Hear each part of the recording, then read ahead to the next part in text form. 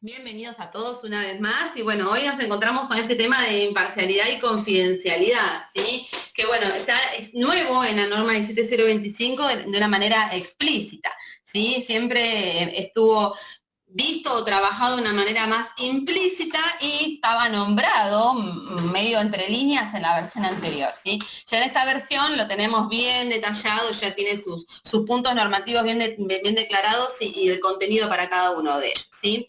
Así que bueno, recopilamos las preguntas con respecto a este tema y vamos a empezar a responderlas. Hay mucho de riesgos, ¿sí? A la imparcialidad, así que bueno, vamos a estar viendo mucho con respecto a ese tema. Bueno, en principio tenemos que ver que vamos a hablar de imparcialidad y de confidencialidad. ¿Y qué tenemos que tener en cuenta? Que bueno, en los dos casos son claves para evitar que los resultados del laboratorio puedan ser adulterados, corrompidos, influenciados y que toda la información del cliente se mantenga confidencial y no sea divulgada. Eso es el principal objetivo que tiene tanto la imparcialidad como la confidencialidad, ¿sí? Bueno, ¿qué pasa? Cuando vamos a hablar ahora un poquito de definiciones, ¿sí? De imparcialidad y confidencialidad y después vamos a comenzar con las preguntas. Vamos a definir imparcialidad y vamos a decir que es la ausencia de inclinación en favor o en contra, ¿sí? Porque siempre uno habla como de imparcialidad como algo que va a ser a favor de alguien, pero no, también puede ser en contra de alguien o de algo, ¿sí?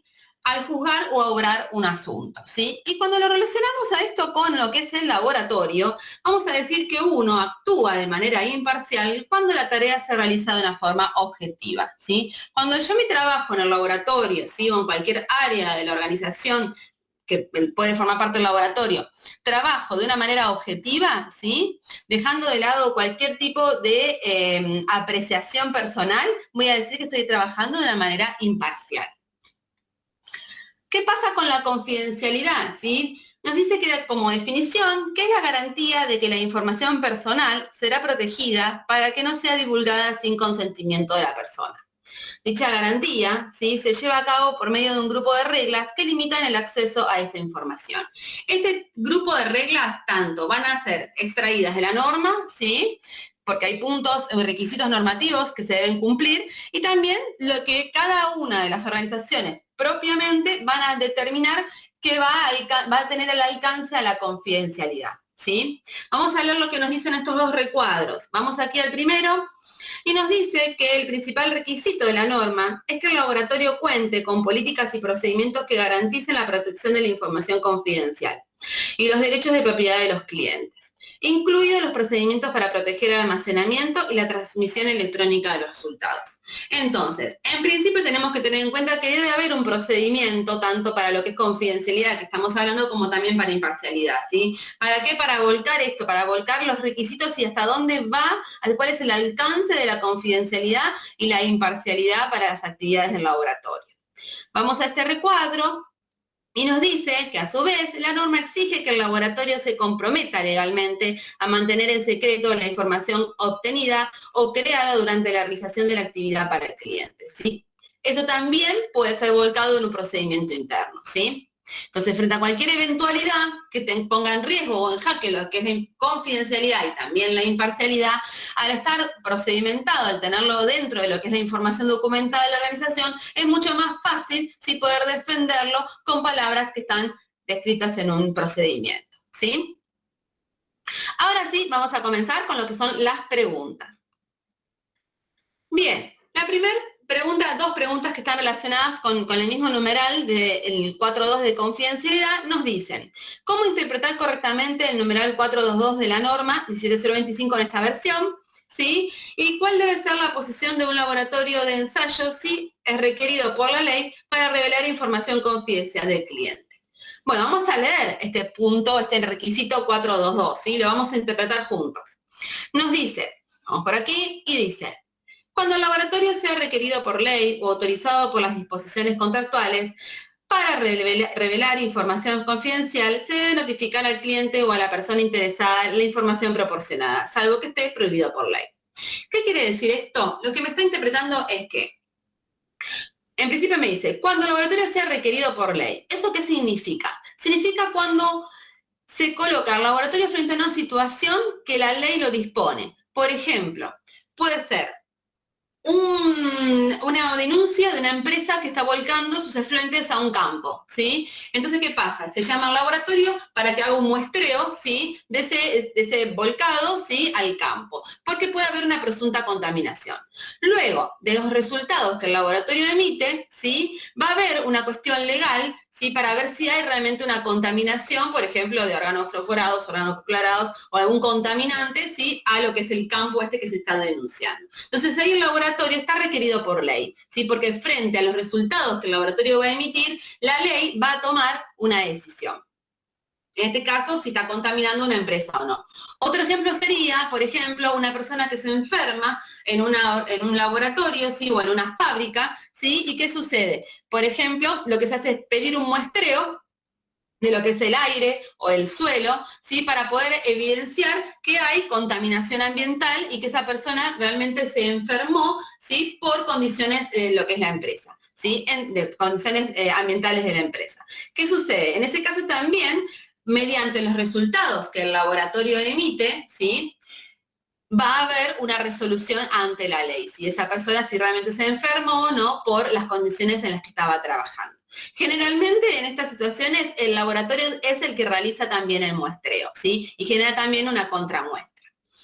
Y cuando me dice autorizado por las disposiciones contractuales, me está diciendo que cuando yo ya en el mismo contrato coloco en qué situaciones voy a mantener confidencialidad. Por ejemplo, ¿qué pasa? Puede suceder, vamos a dar un ejemplo, puede suceder un laboratorio o una organización que posee la parte de servicios de laboratorio, ¿sí? La parte analítica, la parte de asistencia técnica y que también brinda capacitaciones. Entonces, ¿qué sucede? En el contrato, por ejemplo, puede estar vinculado a algún numeral o algún ítem que haga mención a que los resultados de los ensayos, ¿sí? O las relacionados con las muestras ensayadas, pueden ser utilizados a modo de ejemplos reales en las capacitaciones que la organización brinda, ¿sí? Entonces ya está autorizado por la disposición contractual, ya hay una autorización del cliente a que esa confidencialidad se rompe de alguna manera porque esos datos obtenidos, por ejemplo, los ensayos o de tales muestras de una empresa, van a ser utilizados para alguna función que está de todos modos ya establecido, ¿sí? Pero ¿qué es lo que pasa? En cualquiera de estas dos situaciones, que es lo que me está nombrando este punto 422, tiene que estar avisado el cliente, ¿sí? Más allá de que la norma lo contempla, ¿sí? Y nos dice de que cuando se requiere por ley o cuando está la disposición contractual de por medio, está especificada y está conocida y acordada, debe notificarse al cliente. ¿Cuál es la forma más fácil de notificar al cliente frente a estas situaciones? Bueno, mediante un acta, mediante una nota, mediante un formulario, ¿sí? Mediante un documento, ¿sí? Que sea parte de la información documentada de la organización, ¿sí? Bien, seguimos. Vamos a ver ahora y nos dice, ¿en qué procesos del laboratorio hay riesgos a la imparcialidad? Bueno, ¿qué pasa? Vamos a trabajar en este caso no solamente a lo que es la imparcialidad, vamos a también sumarle confidencialidad. Vamos a sumarle un poquito más a esta pregunta y vamos a decir en qué procesos del laboratorio hay riesgos a la imparcialidad y a la confidencialidad. Y vamos a dar un paso más y vamos a responder con una pregunta, ¿sí? Y vamos a decir, ¿cómo genero imparcialidad y confidencialidad en el laboratorio? ¿Sí? Entonces, primero para poder contestar la pregunta que ustedes hicieron, vamos a hacernos otra pregunta. Y voy a decir, ¿cómo genero imparcialidad y confidencialidad en el laboratorio? Estas son algunas situaciones. Voy a decir, si estas situaciones en el laboratorio no se están dando, es porque sí estoy frente a una situación de riesgo a la imparcialidad o a la confidencialidad, ¿sí? Vamos a ver esas situaciones que deben generar imparcialidad y confidencialidad en el laboratorio, ¿sí? Nos dice, vamos a la primera, los teléfonos móviles no están permitidos en el laboratorio. Dependiendo qué laboratorio, sí, aquí vamos a tener que ser amplios amplios de mente y pensar en cualquier tipo de laboratorio, no solamente los químicos, sino también puede ser un laboratorio forense, ¿sí? Un laboratorio de biología molecular u otros laboratorios mucho más complejos en lo que es la información que manejan, ¿sí? Que puede haber una cuestión de imparcialidad y confidencialidad que quizás un laboratorio de los que uno generalmente ha trabajado no tiene esa magnitud, ¿sí? Por la información que maneja. Otro de los puntos nos dice, el área de vigilancia del laboratorio realiza controles periódicos de inspección para asegurar la imparcialidad y confidencialidad, ¿sí? Entonces hay un área de vigilancia de este tipo de acciones, ¿sí? El siguiente nos dice, las autoridades y responsabilidades están claramente definidas, así como la asignación de tareas. Cuando yo designo, ¿sí?, responsabilidades y autorizo al personal a hacer tal o cual actividad, le estoy generando, ¿sí?, confidencialidad a la tarea, estoy brindando la confidencialidad a la tarea que está realizando, ¿sí? Y por lo tanto busco que esa persona en esa tarea y con esa autorización que estoy brindando sea imparcial. Seguimos y nos dice, el cuarto de almacenamiento de las muestras se sella con la firma del responsable del área de muestras, ¿sí? Esto puede ser otra situación que es necesaria, que sea necesaria para evitar lo que es para sumar confidencialidad. Otro ejemplo, las áreas son demarcadas y separadas en el laboratorio para diferentes actividades. Esto ayuda tanto a la confidencialidad como a la imparcialidad en el laboratorio, ¿sí? El siguiente nos dice, supervisión se lleva a cabo de manera regular durante todo el año, ¿sí? Entonces, de esa manera, la supervisión de estas cuestiones que estuvimos viendo recién, ¿sí?, el cuarto de almacenamiento, las áreas demarcadas, ¿sí? Esta supervisión se lleva a cabo una inspección durante todo el año, ¿para qué? Para asegurarme en todo el año que hay imparcialidad y confidencialidad mantenida en el tiempo. Seguimos, un poquito más, con imparcialidad y confidencialidad, y qué situaciones me las generan, ¿sí? Seguimos. Todas las muestras son codificadas y entregadas al laboratorio. Esto es importante, ¿sí? Primero se codifican las muestras y luego se entregan al laboratorio, ¿sí? Generalmente en laboratorios chicos o en algunos laboratorios que no tienen un sistema digital para poder rotular las muestras, el analista en el laboratorio conoce quién es el cliente, ¿sí? Porque o hay una relación directa o lo atiende directamente en algún momento o conoce porque abre la orden de trabajo o trabaja con la información del cliente. Pero hay en otros casos, en otro tipo de laboratorios, en donde el analista nunca conoce quién es la persona que envió la muestra, ¿sí? Quién es el cliente. Seguimos y nos dice, todos los instrumentos son automáticos sin ninguna influencia manual. Esto ayuda a lo que es la imparcialidad, ¿sí? Seguimos y nos dice la entrada en el laboratorio está restringida y solo se permite el ingreso al personal autorizado. Bueno, esto suma un poco a lo que era la área limitada que estuvimos viendo en la filmina anterior. La política de ética se comunica a todo el personal del laboratorio. Esto ayuda a la imparcialidad y la confidencialidad. El laboratorio cuenta con un sistema de cámara de circuito cerrado de televisión que está instalado para el seguimiento continuo, ¿sí? Bueno, esto más que nada puede suceder en laboratorios forenses, ¿sí? Por ejemplo, que es importante y son tan críticos los ensayos, ¿sí? Seguimos y nos dice, los resultados finales de los ensayos y calibraciones se comunican únicamente al cliente, ¿sí? Esto habla directamente de imparcialidad y confidencialidad. Y la última, se capacita al personal sobre la importancia de la confidencialidad e imparcialidad. Por lo tanto, si nosotros lo que hacemos es preguntarnos si alguna de todas estas situaciones se realizan en el laboratorio o la mayoría se realizan en el laboratorio, es que tengo imparcialidad y confidencialidad. Si yo identifico que alguna de ellas me siento relacionado, que puede estar faltando en el laboratorio en donde estoy, bueno, hay un riesgo a la imparcialidad o a la confidencialidad que debo trabajar, ¿sí? Seguimos y nos dice, ¿se debe evaluar todos los riesgos de imparcialidad mencionados en la norma? Bueno, ¿qué sucede? Vamos a ver qué nos dice la norma. Vamos entonces al punto de imparcialidad 4.1.4 y nos dice, el laboratorio debe identificar los riesgos a su imparcialidad de forma continua.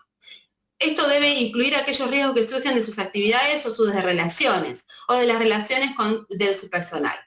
Sin embargo, estas relaciones no necesariamente presentan un riesgo para la imparcialidad del laboratorio.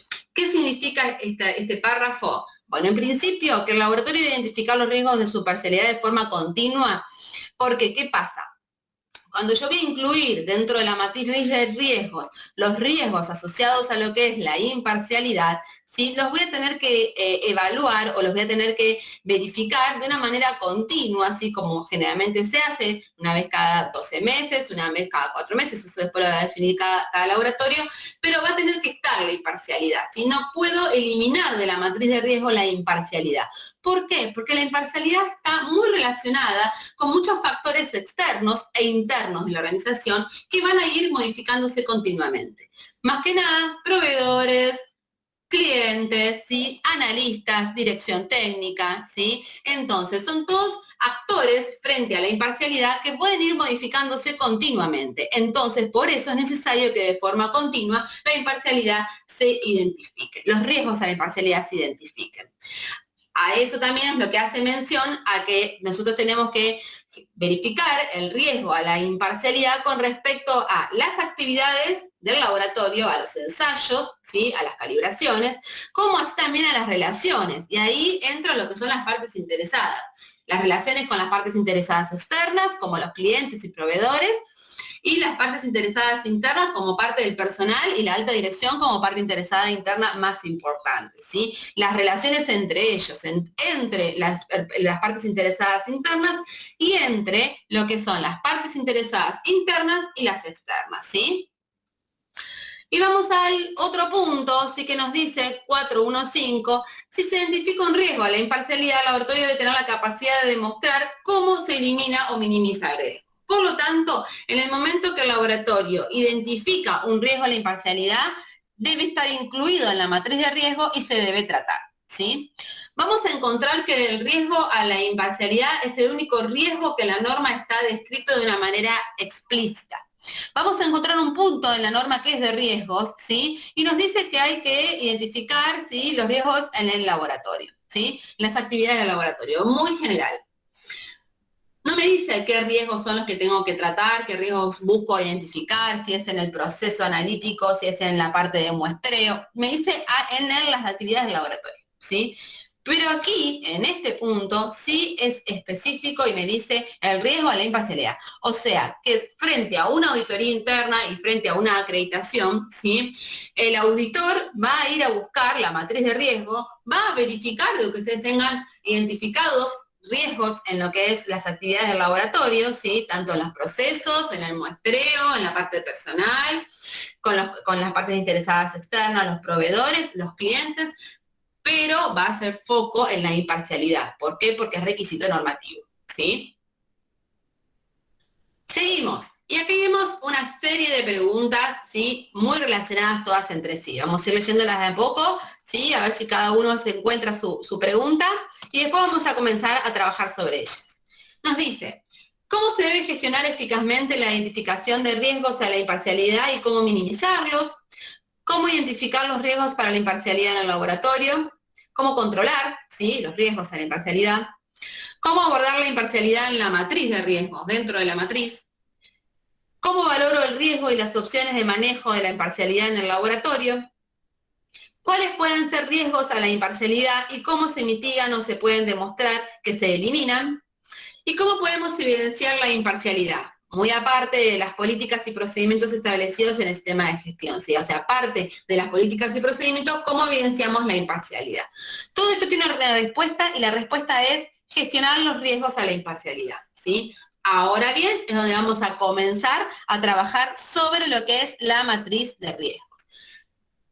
Para poder trabajar sobre la gestión de los riesgos, vamos a trabajar sobre la ISO 31000, ¿sí? Es la ISO que nos ayuda a lo que es la gestión de riesgos. Frente a la ISO 31000, ustedes van a encontrar, ¿sí? Que tiene una serie de posiciones, ¿sí? Y una de ellas es la parte de proceso de gestión de riesgo. Dentro del proceso de gestión de riesgo, para poder contestar todas estas preguntas que ustedes nos hicieron, vamos a instalarnos en lo que es la evaluación del riesgo, ¿sí? Con lo que lo incluye, tanto identificación, análisis y valoración del riesgo, que lo vamos a ir viendo, ¿sí? Porque cada una de las preguntas que ustedes nos mencionaron tienen una relación con algún punto de estos, ¿sí? Tratamiento del riesgo y seguimiento y revisión del riesgo, ¿sí? Por lo tanto, vamos a ir viendo cada uno de estos actores para ver que dentro del proceso, cómo ir contestando las preguntas que ustedes nos hicieron, ¿sí? Siempre teniendo en cuenta la importancia de la comunicación y consulta, ¿sí? La comunicación constante con las partes interesadas internas y externas, ¿sí? ¿Para qué? Para poder conocer cuáles son las realidades que tiene cada una de esas partes interesadas, ¿sí? Porque los clientes, sus realidades pueden ir cambiando, los proveedores, las realidades van cambiando. Internamente también, porque cambia el personal, cambia la dirección, cambian las necesidades, ¿sí? Cambian los ensayos, ¿sí? Pueden cambiar hasta el sistema, puede cambiar el sistema de gestión, ¿sí? Puede pasar de ser un laboratorio que tiene solamente implementada la norma a un sistema que está acreditado. Entonces cambia, todo se va modificando continuamente. Entonces, estar comunicado y tener una consulta fluida y constante con las partes interesadas internas y externas es fundamental para poder hacer de este proceso de gestión de riesgo un proceso real, ¿sí? Y por tanto también es necesario asegurarnos lo que es un alcance, contexto y criterio. Eso a mí me va a ayudar a poder definir hasta dónde voy a identificar los riesgos, ¿sí? A la imparcialidad en este caso que estamos trabajando. Riesgos a la imparcialidad, por ejemplo, con respecto al alcance, es decir, ¿voy a definir los riesgos a la imparcialidad en el laboratorio? ¿O voy a definir los riesgos a la imparcialidad en el laboratorio y en la parte administrativa? ¿Hasta dónde va a tener alcance esa identificación de riesgos a la imparcialidad? Y así voy a ir trabajando con cualquiera de los riesgos que yo voy a encontrar dentro de la organización, ¿sí? Por lo tanto, también voy a tener que definir el contexto, como vimos antes, y los criterios que van a hacer ayudarme a mí a poder luego tomar las acciones necesarias para poder tratar a ese riesgo, ¿sí? Todo relacionado, en este caso, con la imparcialidad. Vamos a comenzar. ¿Qué tenemos que tener en cuenta? En primer lugar, tenemos la identificación de los riesgos. Para poder identificar los riesgos, vamos a utilizar estas 3 herramientas que son muy prácticas, ¿sí? Conocidas en todos los laboratorios. ¿Y qué tenemos? Tormenta de ideas, diagrama de Ishikawa, ¿sí? Y FODA, ¿sí? Lo que más les recomiendo, a mí particularmente las que más me gusta, es lo que es el diagrama de Ishikawa para la parte de ensayos, la parte de analítica, me gusta mucho porque va desgranando muy bien y es muy, muy práctico en lo que es el proceso analítico. Entonces de ahí pueden ir surgiendo tranquilamente y con mucha fluidez lo que son los riesgos a la imparcialidad. Y con respecto a lo que es tormenta de ideas, ¿sí? Es más práctico para lo que es la parte de más administrativa, una parte más de gestión, ¿sí? En donde, bueno, en una reunión uno puede volcar cuál es la idea principal o cuál es el riesgo que uno quiere, la actividad que uno quiere ver, y luego de ahí volcar la tormenta, ¿sí? De ideas para ver a dónde llegamos a la imparcialidad. Y FODA es otra de las herramientas, a mí mucho no lo suelo utilizar, pero también es otra herramienta que si en el laboratorio a ustedes les sirve y la pueden utilizar, bienvenida sea, ¿sí?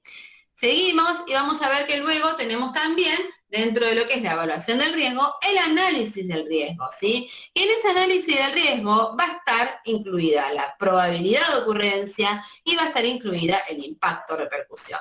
Por lo tanto, ese análisis del riesgo lo voy a tener con respecto al riesgo, a la imparcialidad que encontré, voy a tener que preguntarme, ¿qué probabilidad hay de que ese riesgo a la imparcialidad ocurra, ¿sí? Y voy a estar aquí.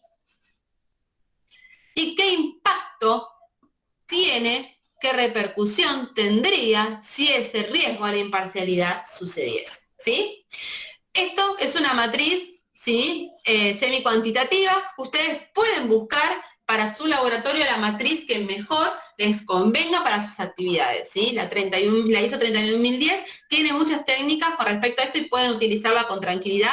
Tiene mucha parte estadística para que puedan buscar la parte de gestión, la parte de matriz que más les convenga, ¿sí? Seguido, ¿sí? Vamos a valorar ese riesgo, ¿sí? ¿Cómo lo vamos a valorar? Vamos a combinar esa probabilidad de que ese riesgo a la imparcialidad suceda y la impacto que va a tener si llegase a suceder ese riesgo a la imparcialidad, ¿sí? Entonces, en función de esa combinación, vamos a darle una valoración, ¿sí? Y con respecto a esa valoración, vamos a dar un criterio a ese riesgo, ¿sí? Y ese criterio lo que me va a mí a definir es qué acciones luego voy a tomar, ¿sí? Todo esto en conjunto va a ser lo que llamamos evaluación del riesgo, ¿sí? Seguimos y con respecto a la identificación de riesgos a la imparcialidad, vamos a ver varias situaciones en donde se pueden identificar riesgos a la imparcialidad, ¿sí? Vamos a ver, uno aquí encuentra situaciones en donde hay riesgos a la imparcialidad, ¿sí? Entonces ustedes pueden, si están recién comenzando a trabajar con lo que son los riesgos a la imparcialidad, buscarse, sí, situarse en estas situaciones frente al laboratorio y decir, bueno, ¿estoy en alguna de estas situaciones? ¿Me veo identificado? Bueno, lo voy a incluir como riesgo a la imparcialidad, ¿sí? O quizás sea el disparador para otro tipo de riesgos que pueden surgir de estas actividades principales. Vamos a ver cada una de ellas. En principio vamos a ver, el primero nos dice el analista. ¿Qué pasa con ese analista? Muchas veces la misma persona que es parte del laboratorio también cumple funciones en el área de producción. Esta situación es muy común en las organizaciones que a toda costa quieren reducir gastos, ¿sí? Entonces tenemos, ¿sí? Sucede que tenemos una persona que generalmente puede pasar, suele pasar esa situación, tenemos una persona de control de calidad de producción y la misma persona que hace control de calidad en el laboratorio. Entonces ahí hay un riesgo de la imparcialidad muy grande, ¿sí? Porque después sí parte de lo que emite el resultado del laboratorio y de la decisión que tiene que tomar del otro lado, en la producción. Entonces ahí hay una cuestión de imparcialidad. Que no digo que esa persona no pueda hacer la misma, pero esa situación debe considerarse en una matriz de riesgos, ¿sí? Otra de las cuestiones de identificación de riesgos va a tener que ver con presiones indebidas para reportar resultados adulterados, ¿sí? Cuando se da esto, nos dice que muchas personas por miedo a perder sus empleos ceden a las presiones de sus jefes para adulterar los resultados de los ensayos o las calibraciones, ¿sí? Bueno, mucho más no hay para comentar sobre eso, está muy claro, sucede mucho en las empresas. Seguimos con el tercer punto, nos dice conflicto de intereses. ¿Qué pasa? Esta situación se puede presentar en cualquier momento por amistades o enemistades también entre las partes interesadas del laboratorio. De igual manera, es importante identificar si el personal tiene alguna relación de familia o parentesco, alguno con clientes o personas que podrían afectar la imparcialidad, ¿sí? Tanto en parentesco, tanto por clientes, ¿sí? Tanto si esa persona es nueva en el laboratorio y viene de trabajar de otro laboratorio que ahora es cliente de ese laboratorio donde está la persona, ¿sí? Bueno, esto es muy interesante, este conflicto de intereses debe volcarse en la matriz de riesgos. El siguiente me habla de contratos con clientes a precios muy bajos. ¿Qué sucede? Esta situación puede generar presiones sobre los analistas para que se realicen en tiempo récord los ensayos o las calibraciones. Es importante tener presente que cada ensayo o calibración tiene unos tiempos establecidos y que no pueden modificarse. ¿Qué pasa? Muchas veces, para poder mantener ese cliente, tomamos muestras y después nos vemos saturados, ¿sí? Y no podemos cumplir con los plazos de entrega de los informes, ¿sí? Bueno, hay que tener un orden, ¿sí? En las actividades. ¿Por qué? Porque luego de esa necesidad que uno quiere buscar en la búsqueda en realidad de querer mantener clientes, ¿sí? Y esos contratos con clientes a precios bajos y para mantener esos clientes termina generando errores, ¿sí? Luego en los informes de ensayo, ¿sí? Solamente por el hecho de querer cumplir con los tiempos. Seguimos y nos dice patrocinio de eventos, ¿sí? Los laboratorios deben estar en constante actualización y capacitación del personal. Por lo tanto, es común que los proveedores o los clientes patrocinen estos eventos. Y luego el laboratorio se ve obligado o presionado a regresar el favor o adquirir sus productos o servicios, ¿sí? Bueno, muchas veces pasa eso de que, bueno, en la compra de algún equipamiento, ¿sí? O en algún congreso, regalan algún cupo, digamos, para cursos y demás, y bueno, ya el analista en el laboratorio o el personal de la organización se siente como en la obligación o en la culpa de decir, bueno, tengo que ir porque me está patrocinando, ¿sí? Está reflejando, por ejemplo, el laboratorio, lo está exponiendo, tiene un banner con mi propaganda del laboratorio, me siento en la obligación de tener que devolverle ese pseudo favor, ¿sí? Y el último me dice recibir regalos. Esta modalidad es muy utilizada por los proveedores del laboratorio. Ellos, en su afán de concretar una venta, llevan obsequios para el personal del laboratorio que van lapiceros, catálogos, USB, agendas y muchas veces también dinero, ¿sí? ¿Y qué pasa ahí? Genera también una imparcialidad, ¿sí? Porque viene quizás a promocionar un proveedor, un producto nuevo, un equipamiento nuevo, ¿sí? Y nos regala cosas, ¿sí? Y luego eso lo tengo en cuenta, ¿sí? Porque, bueno, porque fue agradable, porque la charla fue amena, porque me dio también, aparte del catálogo nuevo y actualizado, me regaló viromes y una agenda que me venía muy bien, y bueno, lo voy a tener capaz un poco más en cuenta. Bueno, ese tipo de cuestiones que a uno le parecen quizás amenas, ¿sí? Corrompen contra la imparcialidad, ¿sí? Bien, teniendo en cuenta estos, que son algunos de los ejemplos en donde ustedes pueden ver reflejados, ¿sí?, lo que es el tema de la imparcialidad, vamos a tomar 3 de ellos, ¿sí?, para poder trabajarlos, ¿sí?, en un ejemplo y poder explicar cómo vamos a tanto identificar, evaluar, ¿sí?, y tratar lo que son los riesgos a la imparcialidad. En principio vamos a identificar los riesgos a la imparcialidad. Y para poder identificar los riesgos a la imparcialidad vamos a volcarlos en una matriz de riesgos, ¿sí?, en donde al riesgo, para poder, vamos a identificarlo, vamos a ponerle vamos a redactarlo con una causa y una consecuencia, ¿sí? Aquí va a ser lo mismo que cuando uno redacta las no conformidades. Cuanto más información tenga, más práctico y más fácil va a ser de interpretar, ¿sí? Entonces, vamos a ver el primer ejemplo que me dice la existencia de clientes multinacionales y pequeñas empresas. Y ese es el riesgo en el laboratorio. Tienen tanto clientes para que hacen ensayos a multinacionales y ensayos a pequeñas empresas. ¿Cuál es la causa, ¿sí?, de ese riesgo a la imparcialidad? ¿Por qué se pone en riesgo a la imparcialidad en este caso? Porque el laboratorio posee gran demanda de ensayos de esas grandes empresas y poco de las pequeñas empresas. ¿Cuál es la consecuencia de esta causa? Bueno, que el laboratorio da prioridad a la multinacional, ¿sí?, generando retraso en los informes de las pequeñas empresas, ¿sí? Otro riesgo que nosotros tomamos a lo que es la imparcialidad, a modo de ejemplo, es la existencia de parentesco dentro del laboratorio. ¿Qué causa esto? Bueno, ¿qué riesgo a la imparcialidad me causa? Me genera situaciones donde se retrasan los ensayos, ¿sí? Porque, bueno, son personas que no se llevan bien, ni fuera del trabajo, ni adentro tampoco del trabajo. Entonces me termina generando situaciones que retrasan los ensayos. ¿Qué consecuencia tiene esto? Bueno, la emisión de resultados fuera de los plazos previstos en el contrato. Y el tercer ejemplo que vamos a estar trabajando es, frente a la compra de un equipamiento, se priorizan actitudes del proveedor, ¿sí?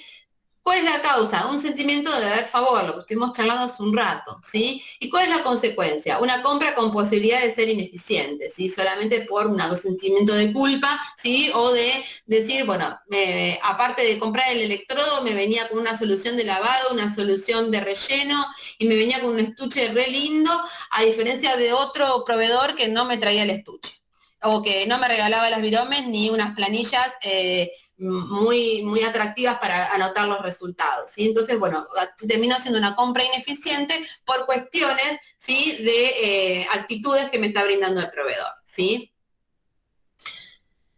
Bien, vamos ahora a trabajar sobre esta matriz de riesgos, ¿sí? Y vamos a ver que, en principio, esta parte es la que estuvimos viendo recién. Vamos a sumarle ahora lo que es el análisis.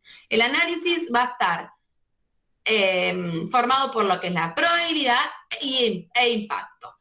Vamos a ver, para el primer caso, nosotros vamos a decir, la probabilidad, todo esto es a modo de ejemplo, la probabilidad de que suceda esta situación, de que se retrasen informes de las pequeñas empresas porque se le da prioridad a los ensayos de las multinacionales, es muy bajo, ¿sí? La probabilidad de que pase es muy bajo, según mi matriz de riesgo, ¿sí?, según mi escala.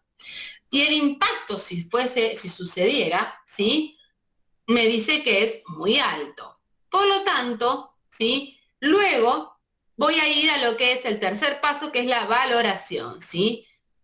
Para ir a la valoración, voy a ir a mi nivel, voy a buscar aquí, el 5, está aquí, y el criterio para este riesgo me dice que para ese número, para ese valor encontrado, es apreciable. Tengo que analizar, ¿sí?, ser criterioso y analizar si amerita tratamiento. Estos criterios los van a colocar ustedes en el laboratorio. Todo esto lo van a generar en el laboratorio porque ustedes son los únicos que van a conocer sus propias realidades, ¿sí? Esto es todo a modo de ejemplo. Entonces, en este caso, este riesgo vamos a luego ver que es apreciable, sabemos, y vamos a ver y analizar si amerita un tratamiento. Vamos al siguiente. Bueno, me dice, ¿qué probabilidad hay de que se emitan resultados fuera de plazos previstos porque se generen situaciones entre el parentesco dentro del laboratorio que ponen en riesgo esos plazos? Bueno, ya es un 3, es un poco más elevado, es media la probabilidad de que ocurra, ¿sí? O sea que existe una probabilidad de que ocurra. ¿Y qué sucedería? ¿Qué impacto tiene si sucedería eso? Me dice que es 5. Si me voy hasta acá, estoy en 15. Por lo tanto, si sucedería esa situación, ¿sí? Ese evento, es muy grave, no debo aceptar esa situación, ¿sí? Y tengo que tomar acciones para que eso no suceda, ¿sí? Y en el último ejemplo, me dice qué probabilidad hay, ¿sí? De que se compren, ¿sí? Se hagan compras de equipamiento, ¿sí? De manera ineficiente por priorizar actitudes del proveedor.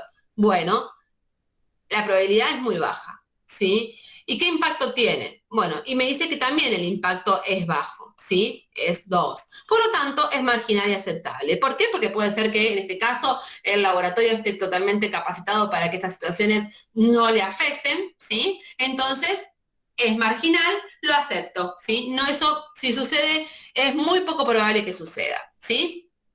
Bien. Continuamos. ¿Y qué tenemos que tener en cuenta entonces? En este sentido, aquí estamos hablando de la identificación del riesgo, ¿sí? ¿Se acuerdan? El riesgo con su definición, causa y consecuencia, todo eso es la identificación del riesgo. Cuando hablamos luego de lo que es la probabilidad de impacto, vamos a estar hablando de lo que es el análisis del riesgo, ¿sí? Y en ese análisis del riesgo voy a poder tomar lo que es una valoración del riesgo en función a un criterio definido, que sería este criterio definido, para poder luego tomar acciones frente a esa valoración, ¿sí? Así es que nosotros identificamos, analizamos y valoramos los riesgos. En este caso, a la imparcialidad. Y así vamos a poder trabajar con cualquier riesgo en el laboratorio. Esto es la evaluación del riesgo. Seguimos un poquito más. Y vamos ahora a pasar a lo que es el tratamiento del riesgo, ¿sí? Ya dejamos de lado la evaluación del riesgo, pasamos al tratamiento del riesgo. ¿Qué tengo que tener en cuenta? Bueno, voy a acordar acciones, ¿sí? Dentro de lo que es el tratamiento del riesgo voy a acordar acciones, ¿sí? Para poder minimizar, mitigar, ¿sí? O eliminar ese riesgo a la imparcialidad. Identificar un responsable, ¿sí? Que se va a hacer cargo de llevar adelante esas acciones, ¿sí? Determinar plazos para el desarrollo de esas acciones e identificar recursos para poder llevar adelante esas acciones. Si ustedes ven, este tratamiento de riesgos es muy similar al tratamiento de no conformidades. En tratamiento de las no conformidades también uno lo que hace es generar acciones, identificar un responsable, ¿sí? Determinar un plazo para esas acciones tomadas, tanto para las acciones de las acciones correctivas como de las corrección, identificar recursos, en algunos casos se utiliza, para poder saber qué recursos tengo que hacer. Tengo que comprar equipamiento, tengo que formar el personal, ¿sí? Entonces, podemos verle como un espejo, ¿sí? A lo que es el tratamiento de riesgo con lo que es el tratamiento de lo que es la gestión de no conformidades, ¿sí? Siguiendo un poquito más, vamos a sumarle, ¿sí? A esta matriz de riesgo ahora lo que es el tratamiento, ¿sí? ¿Se acuerdan? Que ahora decíamos que para esta valoración de 5, nosotros teníamos que analizar si ameritaba tratamiento, según mi criterio que yo establecí. Bueno, ¿qué pasa? Sí, amerita tratamiento. Voy a decir, sí, voy a realizar acciones y esas acciones acordadas, ¿sí? Va a ser que se realizará un esquema de trabajo donde el analista no conozca al cliente. ¿Sí? Entonces, de esa manera va el cliente a analizar una muestra sin saber si viene de una multinacional o de una pequeña empresa, ¿sí? Y va a haber imparcialidad en el resultado, ¿sí? Los tiempos los va a tener que cumplir igual sin saber decir, ay, bueno, como es de una pequeña empresa, le doy un poquito más de tiempo. En este caso no lo va a conocer, ¿sí? Esta acción, ¿sí? Es importante, no está aquí detallado, pero es importante que se describa, ¿sí? En lo que es un procedimiento de lo que es el laboratorio. Si ustedes después busquen en qué procedimiento pueden volcarlo, ¿sí? Si propio del ensayo o en un procedimiento general del laboratorio. Va a haber un responsable de que esto se realice, que es el responsable del laboratorio, y un plazo, ¿sí? Vemos aquí, para este riesgo a la imparcialidad, sí, este sí era crítico, sí, era muy grave y que tenemos que sí o sí tomar acciones, ¿sí?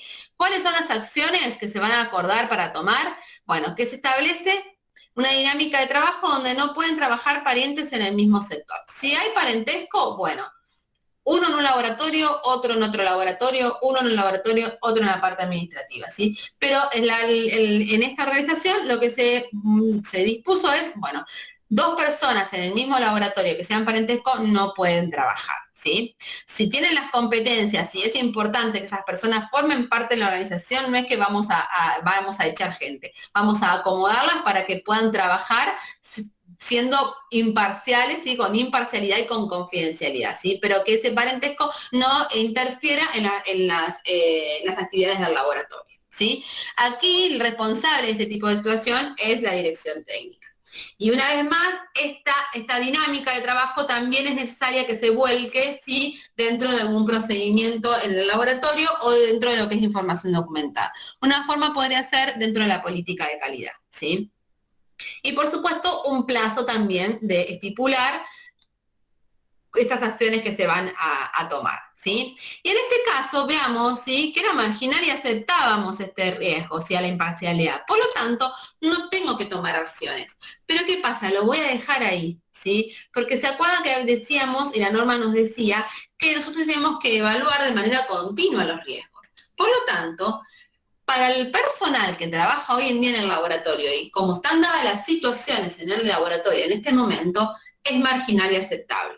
Puede suceder que cambie el personal, ¿sí? Que cambien los equipamientos que se quieran comprar, que cambien los proveedores y que este riesgo a la imparcialidad cambie su valoración, ¿sí? Por lo tanto, en este momento está ahí, está fantástico, está latente y está mitigado, está controlado, ¿sí? Pero si pueden cambiar, si llegan a cambiar alguna de las situaciones, ¿sí? Dentro del contexto interno o externo del laboratorio, puede ser que este riesgo a la imparcialidad cambie de valoración y comience a tener que tomarse acciones para poder abordar, ¿sí? Bien, lo que tenemos que tener en cuenta entonces, volvemos a repasar, aquí tenemos la evaluación del riesgo y aquí vamos a tener lo que es el tratamiento del riesgo. No nos tenemos que olvidar de los recursos, ¿sí? ¿Se acuerdan? Los recursos para poder llevar adelante esas acciones acordadas, ¿sí? En este caso, para estas dos acciones, bueno, generalmente va a ser más que nada tiempo de reunión, ¿sí? Para poder establecer estas nuevas dinámicas de trabajo y generar procedimientos o información documentada nueva con nuevas revisiones, ¿sí? Esos serían, en este caso, los recursos necesarios, ¿sí? Seguimos un poquito más y ahora sí vamos a lo que es el seguimiento y revisión. Para lo que es el seguimiento y revisión, ¿sí? De lo que son los riesgos, vamos a tener que tener en cuenta la evaluación de la eficacia de las acciones que se habían implementado, que se habían dicho que se iban a implementar, una nueva valoración y el riesgo residual, ¿sí? Eso hace y forma parte del seguimiento y revisión del riesgo. Volvemos a nuestra gran matriz, ¿sí? Y ahora sí, vamos acá. Todo esto es lo que estuvimos trabajando de una manera más resumida hasta el momento. Le quitamos la parte de las acciones, la primera parte para que no sea tan largo. Y aquí es donde a nosotros nos interesa, ¿sí? ¿Qué pasa? Decíamos, vamos a hacer una evaluación de la eficacia de las acciones acordadas, ¿sí? Luego de pasado ese plazo, ¿se acuerdan, sí? Que habíamos establecido, vamos a verificar la evaluación de si las acciones realizadas son eficaces, ¿sí? Para poder mitigar, eliminar o controlar ese riesgo. En este caso, ¿qué vamos a fijarnos? Bueno, el procedimiento interno de procesos contempla la nueva dinámica de trabajo, ¿sí? Hay el PG 008, una revisión 2 de proceso analítico, ¿sí? Está contemplado, ¿sí? Que es algo que se había dicho, ¿sí? Que debe haber un nuevo esquema de trabajo, ¿sí? Y que, bueno, como habíamos dicho, iba a estar volcado en un procedimiento. Ese procedimiento está. Perfecto, pulgar para arriba. Seguimos. No existen informes retrasados en entrega de pequeñas empresas. Bien, o sea, de que dio resultados, ¿sí? Tener un procedimiento en donde se comentó bien y se estipuló bien cómo era la manera de trabajar de una manera imparcial sin que conozca el analista de dónde venía la muestra. Eso ayudó. Por lo tanto, voy a volver a hacer una valoración de probabilidad e impacto y veo que baja. ¿Sí? Porque ahora que ya no se conoce, ¿sí? El cliente, ¿sí? Dentro del laboratorio va a bajar esa probabilidad de que ocurra ese evento y por lo tanto el impacto, ¿sí? La valoración es baja, ¿sí? Y eso es lo que interesa, ¿sí? Que se baje, se empiece a minimizar, a mitigar o a tratar de eliminar ese riesgo. En este caso estuvo perfecto. Vamos al siguiente ejemplo, en donde vamos a evaluar la eficacia de las acciones que se habían acordado, que era establecer una dinámica de trabajo para poder trabajar, perdón, una dinámica de trabajo donde no permitía trabajar parientes en un mismo sector, ¿sí? Bien, nos dice, el procedimiento interno de personal describe esta dinámica de trabajo, ¿sí? O sea, en el procedimiento interno de personal se incorporó esta dinámica de trabajo. No lo hicieron, yo les había dado también la opción hoy de la política de calidad. En este caso lo hicieron en el procedimiento de personal.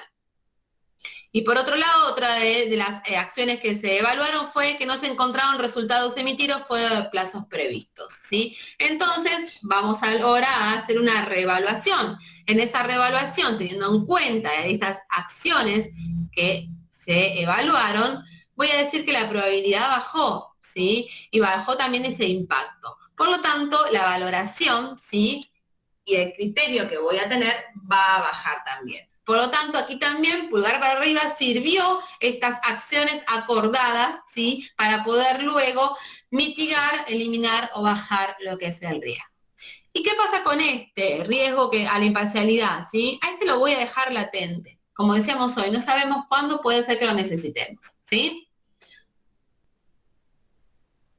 ¿Qué pasa? En este caso, si nosotros seguimos en la línea de nuestros criterios, ¿se acuerdan que estábamos del 1 al 3? Y ahí del 1 al 3 nosotros lo aceptábamos. Entonces, en este caso, aceptamos ahora ese riesgo, ¿sí?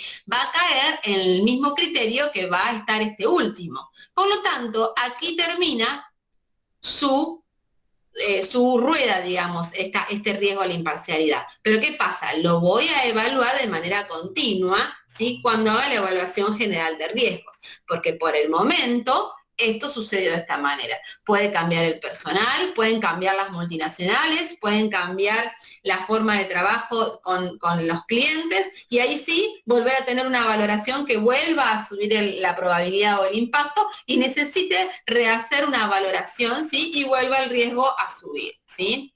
Y en este caso, en donde todavía hay que, según el criterio que yo había establecido, era un criterio en donde me decía, tengo que evaluar si voy a tratarlo o no. En este caso sí voy a seguir evaluándolo, ¿sí? ¿Por qué? Porque quiero bajarlo más todavía, ¿sí? Es algo que en este caso el laboratorio lo ve como muy crítico y por lo tanto en la valoración de 5 me decía evaluar si necesita tratamiento. En este caso sí ellos consideran que necesita un tratamiento mayor, por lo tanto van a seguir generando nuevas acciones, ¿sí? Y luego evaluando esas acciones acordadas, ¿sí? Para poder seguir mitigando ese riesgo y bajarlo a una valoración que lo que haga es aceptarlo, como es en este caso o como es en este último, ¿sí? Bien. Hasta aquí hemos terminado con lo que es la parte de lo que es la gestión del riesgo, ¿sí? Contestando todas esas preguntas que ustedes nos habían hecho referidas a lo que era la gestión del riesgo, ¿sí? Vamos a pasar ahora a esta pregunta que nos dice, ¿se pueden tener dos actas de confidencialidad paralelas en el laboratorio? Por ejemplo, una para personal del laboratorio y de la misma organización mayor y otra para personal ajeno y externo al laboratorio. ¿Habrá inconveniente al respecto ante una auditoría? Bueno, en principio no, porque uno puede tener un acta de confidencialidad para lo que son las partes interesadas internas, en donde lo que voy a detallar es la confidencialidad y también, ¿por qué no?, la imparcialidad con respecto a cómo voy a manejar la confidencialidad con los resultados que se emiten y cómo voy a manejar la confidencialidad con respecto a la comunicación con el cliente. Entonces, en esa acta de confidencialidad, para las partes interesadas internas, básicamente los analistas y el personal interno de la organización, voy a trabajar en ese acta de confidencialidad, por ejemplo, estas dos acciones. Y otra acta de confidencialidad para las partes interesadas externas, en donde puedo trabajar un acta con respecto a la información brindada, que generalmente puede suceder, por ejemplo, cuando viene un auditor de acreditación, ¿sí? Entonces voy a decir, bueno, al auditor de acreditación hay información que no se le va a presentar, ¿sí? Yo siempre hago el ejemplo, ¿sí? En un laboratorio donde trabajaba, en donde al auditor, si pedía información sobre la validación o sobre el método, digamos, sí se le podía enviar para que pueda evaluar con anterioridad documentación con respecto al ensayo, ¿sí? Procedimientos relacionados con el ensayo y algún informe de ensayo si lo necesitaba. Pero no se le podía enviar el estudio de la validación, ¿sí? Todo lo que son los datos crudos, también por supuesto se le enviaba el informe de validación, el protocolo de validación, pero no se le podía enviar, ¿sí? Lo que era los datos primarios, los registros primarios que habían surgido de la validación del método. Eso el auditor tenía que verlo en el lugar. ¿Sí? Entonces, en un acta de confidencialidad, ¿sí? Ahí uno puede decir, hasta ahí va la confidencialidad. Yo no te comparto esta información porque no lo permiten en el laboratorio, ¿sí? Entonces, luego cuando viene el auditor, se hace firmar un acta de confidencialidad, de decir, bueno, esta información es la que te voy a compartir, te la voy a compartir de esta manera, vos estás de acuerdo de que los datos crudos los vas a mirar en el laboratorio y también qué información te estoy presentando dentro de lo que es el contexto de auditoría y que vos no podés compartir porque es confidencial, ¿sí? Información y también situaciones, ¿no? Seguimos con otra pregunta y nos dice, ¿qué estrategias usar para garantizar la confidencialidad cuando la firma de convenios con el personal y la concientización no son suficientes y no tienen evidencias fehacientes del incumplimiento? Bueno, aquí lo que voy a hacer es gestionar una no conformidad, ¿sí? Con respecto a lo que es la confidencialidad. ¿Por qué? Porque necesito buscar una causa raíz de por qué realmente firmar convenios con el personal y concientizar no es suficiente. ¿Qué es lo que está pasando? Que no puedo concientizar al personal y que por más que firme convenios de confidencialidad, la gente no se compromete con esa confidencialidad. Entonces voy a buscar la causa raíz de eso. Y para buscar la causa raíz de eso, voy a gestionar una no conformidad con respecto a la confidencialidad. ¿Sí? Bien, otra pregunta me dice, ¿cómo minimizar el riesgo de fuga de información de la organización? Bueno, hablando un poquito con lo que veníamos charlando con respecto a lo que es la confidencialidad, ¿sí? A lo que es la información del laboratorio, firmar convenios, es importante, ¿sí? Y las instrucciones sobre la importancia de la confidencialidad, ¿sí? Bueno, dos cosas que en la pregunta anterior no se estaban cumpliendo. Bueno, estas son una de las maneras de poder minimizar el riesgo de fuga de la información en la organización, ¿sí? Seguimos, ¿y qué nos dice? ¿Cómo cumplir con este punto en el caso de un laboratorio independiente que presta servicio a una mina? ¿Sí? O sea, ¿cómo cumplir con los requisitos de imparcialidad y confidencialidad, ¿sí? En un laboratorio que es independiente y que presta servicio a una mina? ¿Qué pasa? En ese caso vamos a identificar riesgos relacionados con lo que son los tiempos de entrega de los resultados, ¿sí? Con el personal de la mina y del laboratorio, ¿sí? ¿Qué relación existe, ¿sí? Entre las partes interesadas, internas, ¿sí? Y externas? En este caso, las partes interesadas del laboratorio y de la mina, ¿sí? Donde está trabajando. Identificar riesgos relacionados con los costos de los servicios, ¿sí?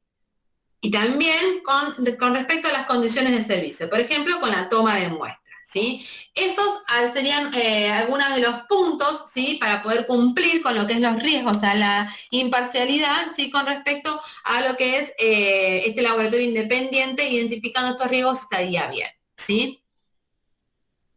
Otra pregunta, ¿qué nos dice? Si en la identificación de riesgos a la imparcialidad alguno de ellos se materializa, ¿cómo se procedería? Bueno, ¿qué tengo que tener en cuenta? Si es un riesgo, es un evento que puede suceder, ¿sí? Yo lo que tengo que tratar, y todo lo que estuvimos viendo, si se acuerdan en esa matriz de riesgos un ratito, ¿sí? Y toda esa gestión de riesgo es para evitar que suceda, se materialice ese evento. Porque en el momento que se materializa ese evento, ¿sí? Deja de ser un riesgo y pasa a ser un incumplimiento de un requisito. Y por lo tanto ahí, ¿cómo procedería? Tengo que gestionar una no conformidad. Ya no me queda más opción, ¿sí? Seguimos con otras preguntas que nos dicen, ¿cómo implementar los requisitos de confidencialidad Otra pregunta me dice, ¿es suficiente para demostrar confidencialidad e imparcialidad una carta anexo de contrato firmada por el personal? ¿Qué otras formas pueden demostrarse este compromiso? ¿Y qué tipo de documentación se necesita para cumplir los requisitos de la norma? ¿Sí? Bueno, las respuestas son estas son maneras, formas de poder implementar la confidencialidad y no solamente mediante un contrato, ¿sí? Se puede incluir y describir en la política de calidad, ¿sí? Lo que es la confidencialidad, cómo la maneja el laboratorio, la organización, firmar los acuerdos, eso es importante, es necesario, y es algo que generalmente es auditable, ¿sí? El auditor va a ir a buscar esas firmas de contratos de confidencialidad. Capacitaciones e inducciones continuas, ¿sí? ¿Por qué? Porque una vez más, la imparcialidad y la confidencialidad cambia continuamente porque cambian los contextos. Entonces, si cambia el director, bueno, lo que voy a hacer es volver a hacer una inducción pequeña si es necesario, pero hacerlo, en fin, con respecto a la confidencialidad, ¿sí? Cambia el personal de un área de trabajo, bueno, le hago una inducción con respecto a lo que es confidencialidad e imparcialidad, ¿sí? Bien, y lo otro es información documentada, que esto es totalmente importante. Todo lo que se realice es importante que esté documentado, ¿sí? En procedimientos, en manual de calidad, si todavía lo siguen manteniendo, en la política de calidad, ¿sí? En formularios, en anexos, en cartas y en notas, pero tiene que estar documentado, ¿sí? Bien, otra pregunta, ¿qué nos dice? La matriz se debe revisar al menos cada 12 meses, ¿sí? Eso, bueno, en un principio sería un tiempo prudencial. ¿Cómo evidencio dicha revisión si las acciones para mitigar no han cambiado? Bueno, ¿se acuerdan que hoy habíamos visto en la matriz de riesgo que cuando uno realizaba acciones y luego evaluaba la eficacia de esas acciones y volvía a hacer una valoración, bajaba, ¿sí? Habíamos visto en los dos ejemplos que bajó esa valoración, ¿sí? Bueno, eso es lo que uno está buscando y sería el ideal. En este caso nos preguntan qué pasa si no baja, si se mantiene igual, ¿sí? Bueno, voy a tener que tener en cuenta. En principio, en la matriz de riesgo, evidenciar que se debe seguir evaluando ese riesgo. ¿Sí? Ese riesgo hay que seguir buscándole acciones, porque todavía no hemos encontrado las acciones necesarias para poder mitigar o reducir ese riesgo.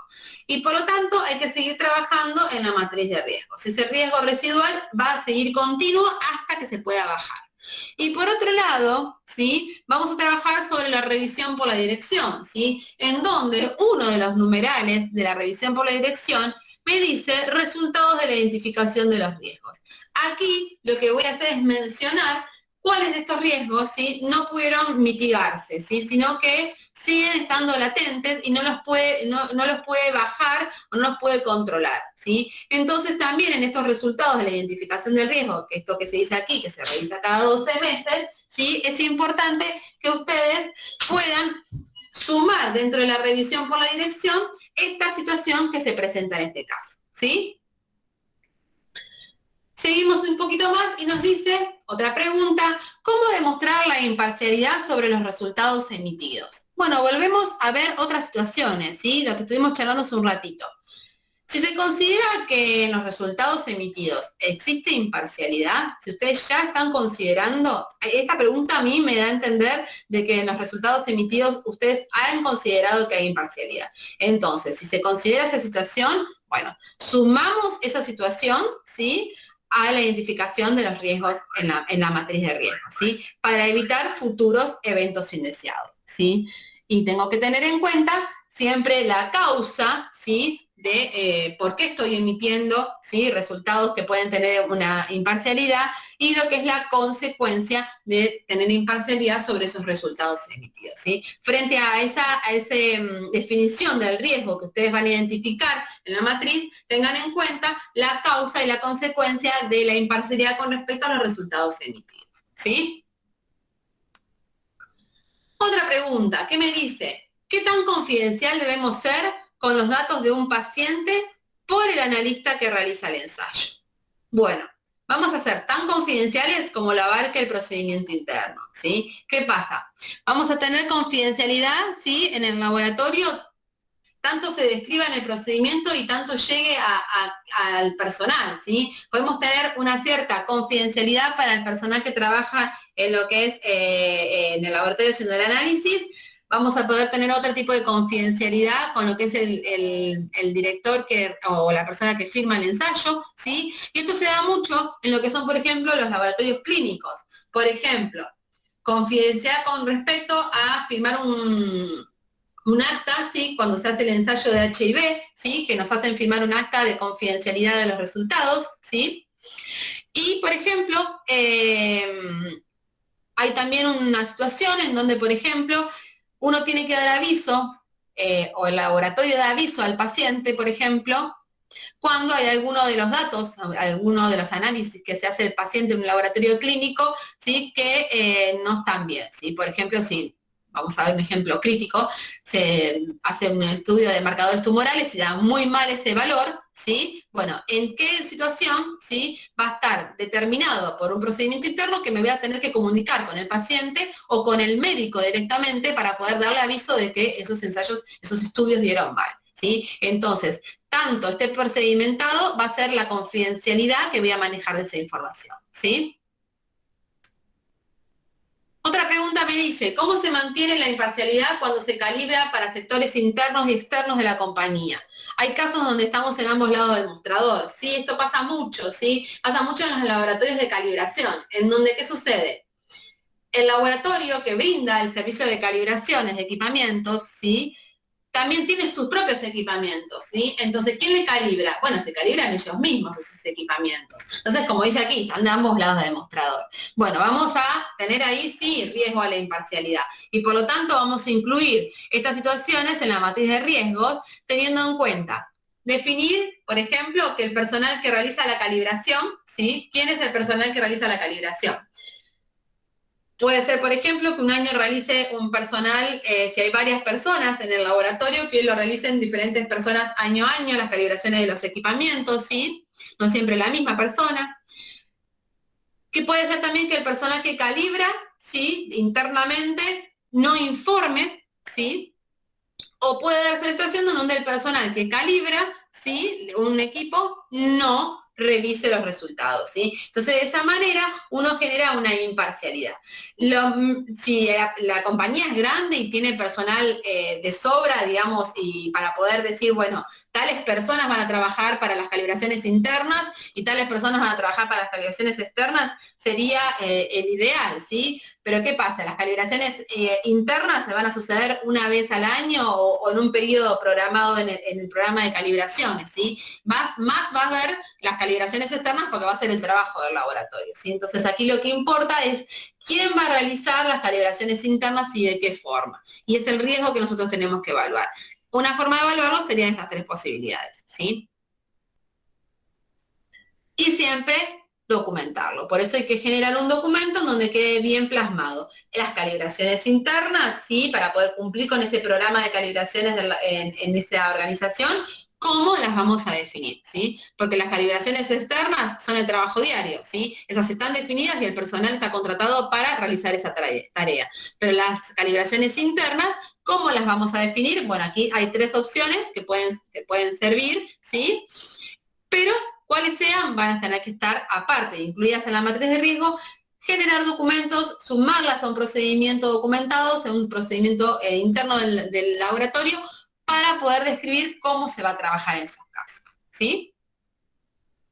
Y por último, vamos a ver esta situación, ¿sí? Vamos a leerlos y vamos a ver qué nos dice. Como laboratorio de servicios, además de brindarlos a empresas, también se brindan a consultores independientes. Constituyen pymes y micropymes de la región y tienen una cartera de clientes desconocidos para el laboratorio, los cuales asesoran en función de los resultados que nuestro laboratorio les brinda. La consulta es cómo generar confidencialidad cuando los resultados pasan a manos de otros actores que no son directamente el laboratorio y su cliente específico. En manos de estos terceros actores, ¿a dónde van los resultados que emite el laboratorio? A mejoras de procesos, a mejoras de producto final, a denuncias judiciales, a denuncias de medios públicos, en las cuales en el final del proceso involucran al laboratorio. Bueno, aquí, o sea, es una situación en donde el laboratorio dice, ¿qué pasa con la información que nosotros brindamos? ¿Sí? ¿Qué van a hacer con esa información? ¿Sí? ¿Qué acciones van a tomar, ¿sí? Con esa información que estamos brindando a estas pymes o micropymes? ¿Sí? Lo que hay que tener en cuenta, más que hacer una cuestión de confidencialidad, es hacer un descargo de responsabilidad y decir que uno directamente toma responsabilidad sobre el ensayo, sobre la muestra que se está ensayando o se está calibrando. Entonces, de esa manera hagan un descargo de responsabilidad sobre luego qué vayan a hacer con el resultado que se informó. Eso ya no nos compete al laboratorio, ¿sí? Porque el informe es sobre la muestra ensayada o calibrada, ¿sí? O sea, el certificado sobre la muestra calibrada o el informe sobre la muestra ensayada. Entonces yo voy a hacer lo que es en el informe de ensayo o en el certificado de calibración, hacer un descargo de responsabilidad, de que no me voy a hacer cargo de lo que se realice o qué consecuencias o qué acciones se tomen con esos resultados informados, ¿sí? Esos resultados corresponden a la muestra ensayada en el laboratorio, ¿sí? Con esto se podría cubrir más que con un descargo o una cuestión de confidencialidad, ¿sí? Bien, hasta aquí hemos llegado con las preguntas que ustedes nos hicieron llegar, ¿sí? Vean que, bueno, muchas fueron con respecto a riesgos, ¿sí? Y nos llevó un tiempito eso. Y luego hubo muchas preguntas más puntuales, ¿sí? Así que bueno, ahora quedo atenta, ¿sí, Sergio? Si ustedes quieren preguntar algo más, si hay alguna duda, algo que no quedó claro, alguna duda que haya surgido en el transcurso de la presentación. Bien, gracias Laura, quedó todo bastante claro. Bueno, Y bueno, te agradecemos nos hayas ilustrado al respecto. bueno, Bien, había una persona que había sí. levantado la mano, es Silvina, si está por ahí, quiere abrir su micrófono, expresarnos su duda o escribirlo por el chat o como desee. No sé si estará por ahí Silvina. También Natalia. Ujú. A ver, Eh, cualquiera de las dos, si quiere ¿Cómo está? hablar. Buenas tardes, soy Buenas Natalia. tardes. ¿Qué tal, Natalia? Te escuchamos. Hola, Sí, Natalia. buenas tardes. Hace rato hablaban sobre el tema de imparcialidad en el caso de que el laboratorio haga las calibraciones internas. En el Sí. caso, bueno, en mi caso hay un laboratorio de ensayo y un laboratorio de calibración. Ujú. Tiene presión, magnitudes eléctricas y temperatura. Lo que se refiere a temperaturas y magnitudes eléctricas y presión, ellos nos calibran, pero ellos igual adoptan los mismos lineamientos de imparcialidad que nosotros. Es necesario igual incluir ese punto más en análisis de riesgo sobre el, digamos, por ejemplo, mencionar al personal que va a realizar las calibraciones o ya no es necesario.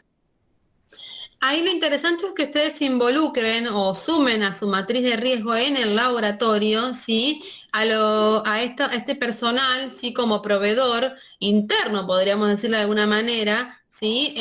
Para las calibraciones, ¿sí? Ellos son otro laboratorio y tendrán su forma de gestionar los riesgos, ¿sí? Porque ustedes son sus clientes internos. ¿Me explico? La situación es distinta para ellos que para ustedes, ¿sí? Entonces lo importante es que ustedes los incorporen a ellos, a estas personas que, o en realidad a la actividad de calibración, porque es una calibración interna que le está realizando. Si ustedes en este caso ustedes estarían incluyendo el proveedor interno. Del otro lado, ellos los van a incluir ustedes como clientes. ¿Me explico la diferencia? Sí, sí, muchas gracias. Bien, bueno. Sergio, si vos querés agregar algo. No, no tengo nada por agregar. No es mi Bien, fuerte ese, así que no tengo demasiado para agregar. bien. Bien, Silvina ha estado levantando la mano. A ver si quiere hablar, si tiene por ahí el micrófono.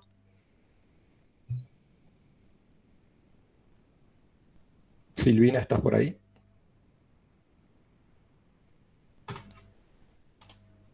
Bueno, mientras esperamos a que Silvina se exprese de alguna forma,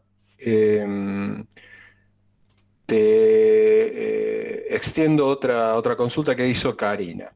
Bien. Karina pregunta, ¿la matriz de riesgo es en general para el laboratorio o bien se pueden manejar independientemente en cada área analítica? Eso lo va a manejar cada laboratorio. Pueden tener una matriz de riesgo que sea, por ejemplo, para lo que es el laboratorio de química. Entonces van a tener ahí solamente los riesgos asociados al laboratorio de química.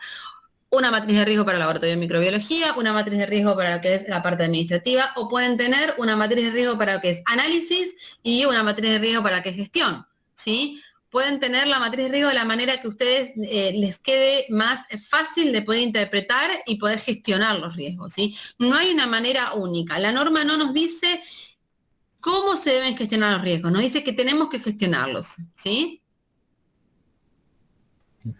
Bien, de acuerdo. Bueno, no sé, Silvina, vuelvo a preguntar si está por ahí. Bueno, muchas gracias, Karina, le quedó claro. Bárbaro. Bueno, no sé si hay alguna consulta más, alguna duda, alguna inquietud, etcétera. Si no, no sé si Laura tenés algo más para agregar, si no damos por terminado el consultorio de hoy. No más para comentar. Perfecto. Bueno, Ajá. entonces, bueno, los invitamos al próximo consultorio, que es el día viernes, ¿no? No El hace viernes que viene. no es nada raro, No, ¿no? No hay no, feriado o algo así. no hay Semana Santa todavía. El próximo sí, el viernes que viene, creo que es Exacto. 26. Me corregís y se llama los registros técnicos, importancia y gestión. ¿Sí? ¿Es correcto? Creo que sí. Bueno. Bueno, no hay más consultas, entonces los dejamos. Esperamos que pasen un excelente fin de semana. Y bueno, te agradezco, Laura, siempre por tu excelente ponencia. Ya es como decir siempre lo mismo, pero Bueno, vale gracias la por pena convocar. recalcarlo. Vale la pena Gracias. recalcarlo, es información sumamente útil, que seguramente mucha gente va a hacer uso. Bueno, a partir de ahora, y si no, después mirando el video. Después, entre lunes y martes, a más tardar, les estará llegando por correo electrónico, y muy probablemente sobre el fin de semana ya esté subido a nuestro canal Metroquímica en YouTube, el video o la grabación de ahora. ¿Sí? Bueno, Bien, les deseo a todos entonces un excelente fin de semana y nos vemos ojalá, bárbaro. en el próximo consultorio del viernes. Bárbaro, muchas gracias Sergio. Y gracias a todos por acompañarnos, gracias Sergio por convocarme y bueno, que pasen un excelente fin de semana.